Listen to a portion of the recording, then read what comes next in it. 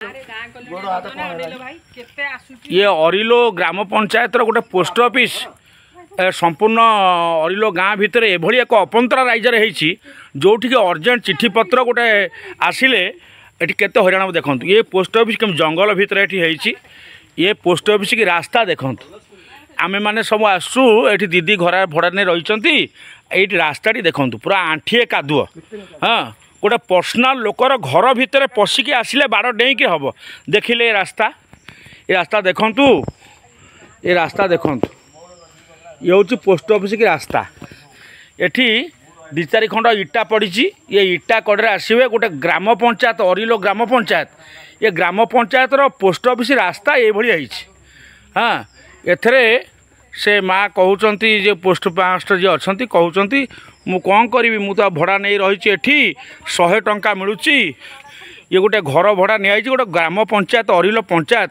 5 खंड गाँव लोक आसवे। हाँ गोटे अर्जेंट केस रे किए आसो कहार अर्जेंट चिठी पत्र अच्छी कौ पर घरे पशिक आसो केमी जगार पोस्ट ऑफिस होती। तेणु आपण मानक विचार करेंगे। मु आरपट रास्ता भी देखेबी देखिए किभली। ये स्थानीय सरपंच बुद्धिजीवी प्रति गाँव जो मैंने वार्ड मेंबर अच्छा समस्त को निवेदन ये पोस्ट ऑफिस की तुरंत रास्ताटी हो तले जो कादुଅ रास्ता उपरे किसी बाली गोड़ी पका जाऊ लोक मैंने सुविधा आसतु सेठी आता घर भितर पशिकी से आमको खराब पर घर बारंडा भितर पशिक आम आसबू नापी कि समय देखु किभली कादुଅ भितर ये रोच। दीदी आप पोस्ट ऑफिस रे सर्विस करछन्ती आमे केते कष्ट रे आपन पाखु आसिलु आपन चाकरी करनी आउ ना मु चाकरी करनी आपन कोन को दायित्व अछन्ती मु को दायित्व रे नै मु ठी हम घर ये मु बडा रे बडा रे अछन्ती आ ताले आपन आपन पोस्ट ऑफिस आस्तिले बस्तपड़ारु पोस्ट ऑफिस आस्तेलु बस्तपड़ारु। हां कोन बाट पाइले घरे आस्तेली बाट पाइले पचार के आइली ए भई रास्ता रे पोस्ट ऑफिस ता हबा तो ए कादुअर पसी गले आपन ए कादुअर पसी हम गलु अबिका भी आसलु पूरा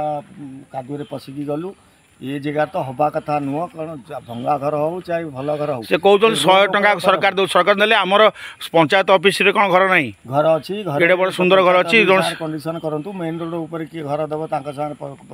कंडीशन करी मेन रोड पाई हवा कथा पब्लिक हैरान होउजंदी राति बिकाल की भल मंद जेतो अर्जेंटिया कैमेरा आसबे एमती सब कादुरे तुम माने कौन कहू सब कह आमे सिना पळे आसिलु जदी गोटे की माने नहीं वर्तमान ये जो अर्जेंट चिठी पे आम आसीचु आमे गोटे पर घर अन्य लोकर पर्सनल घर भीतर पसी पोस्ट ऑफिस जीवु नहीं नहीं पर्सनली भी जाई होबनी आम कथा तो दूसरा गोटे की जदी आमठू वयस्क लोक आसीए से कादुरे गळी पड़िबे ना पड़िबे पेंशन नउचंती को पैसा नउचंती सब व्यवस्था ठीक नहीं ना गवर्नमेंट सुधारू ये सरपंच बाबू कुआ सरपंच बाबू एगुड़ा ठीक करंतु। हाँ बाकी लोक ये गोटे कूଅ नंदरे लिखाई पोस्ट ऑफिस की रास्ता एमती गोटे कि माने ये सरकार अमल यदि एमती गोटे पंचायत हम आपको किए विचार कर कौन सी गोटे बोर्ड मरा देखो मु प्रमोद कुमार पंडा मो घर कोटुआ मत सार फोन कले आपणकर ये जो चिठी आसी नापी कि मु आज्ञा आसिक ये जो रास्ता देखुं ये रास्तार पशिली मो आंखे कादुଅ। हाँ एपटे गोटे जगह अच्छे आ भितर पशिकी मु गली पर्सनाल घर भितर पशिक गली